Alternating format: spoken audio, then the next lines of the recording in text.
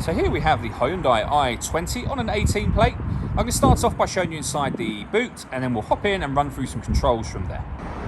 As we approach the boot, you can see we have reversing sensors, plenty of boot space as well, along with that 60-40 split folding rear seat should you wish to increase this space even further.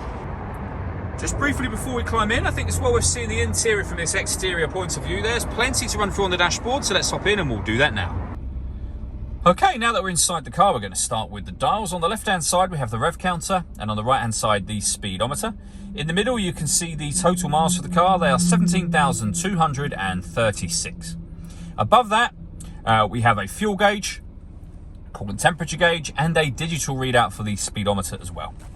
If we back out to the steering wheel, on the right-hand side, we have cruise control and speed limiter. And on the left-hand side, stereo and phone controls, including voice activation just there.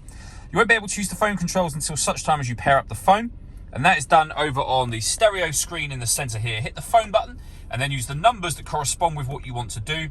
So we're going to cancel at this point in time. When it comes to music, we have DAB, FM and AM radio. If you want to listen to your own music, you can do. Nothing is connected at the moment, but you can connect up an auxiliary device and a USB device. So plenty of ways to listen to your music in this car. And we have the main volume for the stereo just there.